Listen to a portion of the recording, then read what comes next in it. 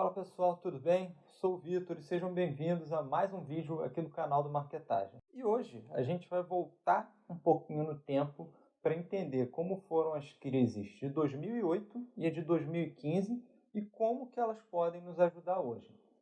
Vem comigo! Você já é inscrito no nosso canal? Caso não seja, é só clicar aqui no botão de inscreva-se, já aproveita, deixa o seu like nesse vídeo e ativa também o sininho para receber as notificações dos próximos conteúdos. E se você conhece o Marketagem, deixa também o seu like e ajuda a gente aí compartilhando esse vídeo com o máximo de pessoas possível, tranquilo?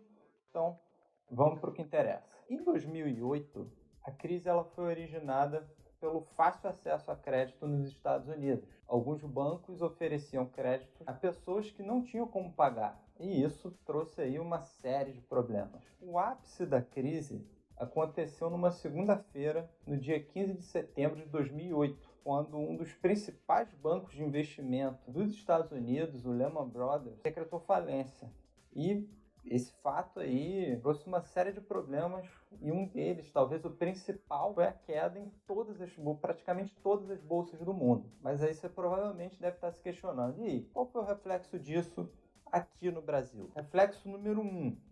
Assim que estourou esse problema, as empresas do mundo, os investidores do mundo, deixaram de investir em títulos públicos em ações de empresa. E isso, consequentemente, aconteceu aqui também no Brasil. E esse problema fez com que o acesso a crédito aqui no Brasil fosse muito mais complicado. Então, isso aumentou absurdamente o índice de inadimplência. Reflexo número 2, o dólar subiu muito para a época. Mas assim, não vale a pena eu mostrar para vocês a relação real para dólar na época, que fica bem tenso o negócio. Esse problema do dólar ter subido fez com que alguns setores, como o setor de turismo, sofressem bastante. E uma outra coisa também, existiam empresas com dívidas em dólar. E como o dólar subiu, o pagamento dessas dívidas foi dificultado. Então, mais uma vez, empresas e pessoas se endividando. E o reflexo número 3 foram as medidas que o governo aqui do Brasil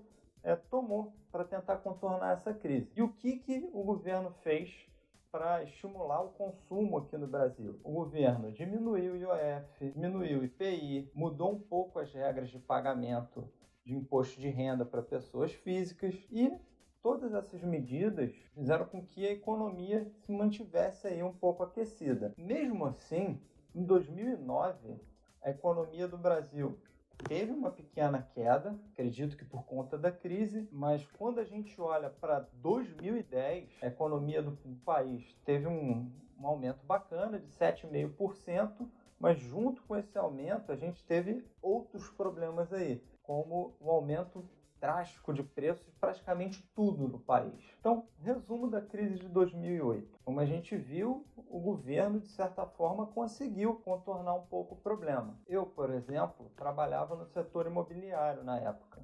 E a empresa que eu trabalhava, ela passou tranquilamente pela crise. Ela só teve que mudar alguma coisa da estrutura de equipe, mas mesmo assim eles continuaram investindo em marketing, investindo em produto e conseguiram passar numa boa. Mas segundo o economista Ricardo Amorim, essas medidas elas estimularam bastante o consumo e não a produção. E talvez isso tenha sido o início da crise de 2015. Os desequilíbrios macroeconômicos. O primeiro de contas externas. O que aconteceu é que a política econômica do governo brasileiro nos últimos 15 anos praticamente só estimulava consumo, não estimulava produção, a gente não teve ganhos de produtividade. E o que aconteceu? Mão de obra ficou mais cara, espaço ficou mais caro, elevação de custo de aluguel em função do boom imobiliário, matérias-primas ficaram mais caras, o que significa? Produzir no Brasil ficou mais caro. De 2008 para 2015, a gente teve mudança de governo, mas por mais que a gente tivesse essa mudança, todas as medidas que foram tomadas em 2008 continuaram em vigor. E isso trouxe uma sensação de pessoas consumindo e tudo mais, mas o negócio foi momentâneo. Chegou um certo momento em que as pessoas começaram a se endividar e o país em si começou a ter sérios problemas. Além disso, alguns problemas políticos, como a Lava Jato e os gastos desenfreados do governo como um todo, trouxeram à tona a ineficiência da máquina do governo. E quais foram os reflexos imediatos disso? Em 2015, a taxa média de desemprego no país chegou a 8,5%, segundo o IBGE. Então, assim, quase 10% da população brasileira estava desempregada. Ainda em 2015, no meio do ano, um app chamado Me Sims fez uma pesquisa com mais de 1.500 pessoas para mapear quais foram as áreas que mais demitiram nesse período. E os resultados foram bem contraditórios, digamos assim. Quais foram as áreas que mais demitiram nesse período, no primeiro semestre de 2015? Marketing, vendas e administrativo. Então, pensa comigo. Se eu vou lá e demito a galera de marketing, a galera de vendas e a galera do administrativo, me responde as seguintes perguntas. Quem vai vender? Quem vai colocar o seu produto no mercado?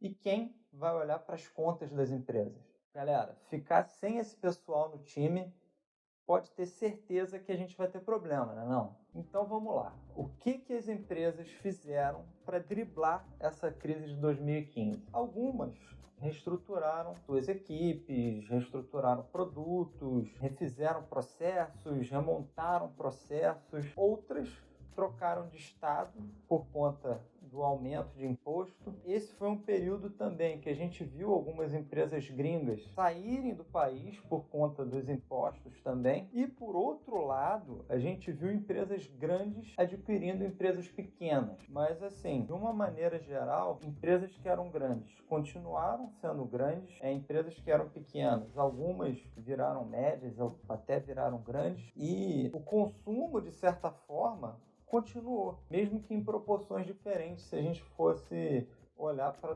tempos anteriores. A galera continuou indo a shoppings, a galera continuou acessando sites para fazer compras e falando ainda em acessar sites, o e-commerce, nessa época, já era um setor diferenciado, digamos assim, enquanto vários setores estavam caindo, ficando um pouco desesperados com a situação, o e-commerce só crescia ano a ano. Então, enquanto a bússola de alguns apontava para baixo, a bússola do e-commerce apontava para cima.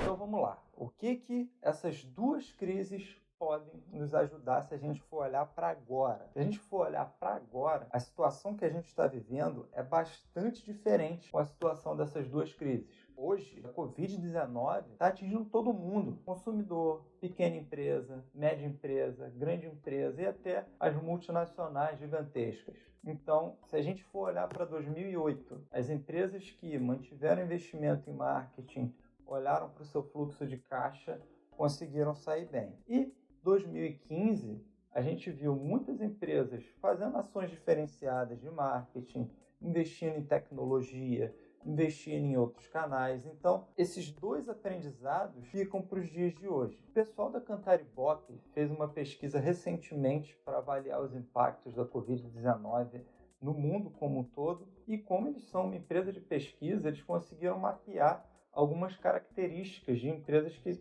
geralmente saem bem de crises. Eu vou listar aqui para vocês algumas delas, que a gente pode prestar bastante atenção e sair desse problema que a gente vem vivendo hoje com a Covid-19. Então vamos lá. Característica número 1.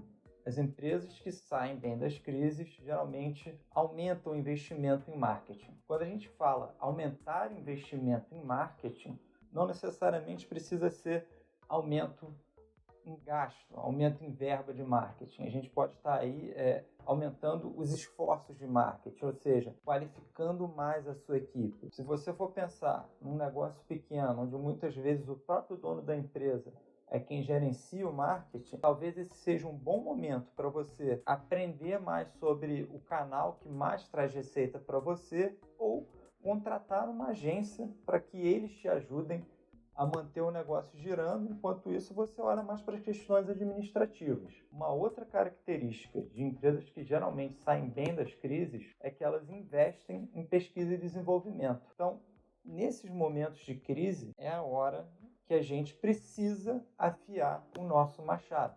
Ou seja, é a hora que a gente precisa aprimorar produto, é a hora que a gente precisa aprimorar processo, é a hora que a gente tem que olhar para dentro e se adaptar.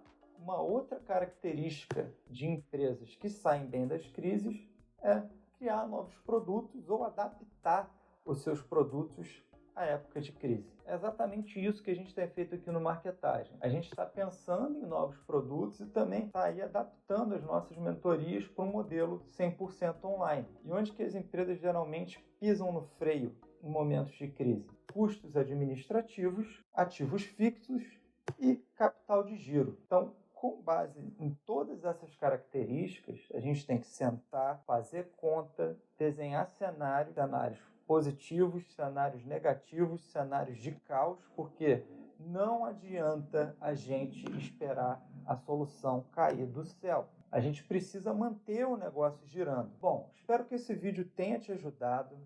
Continue aí acompanhando Marketagem aqui no YouTube, no nosso blog e também nas nossas outras redes sociais. Vejo você no próximo vídeo. Valeu!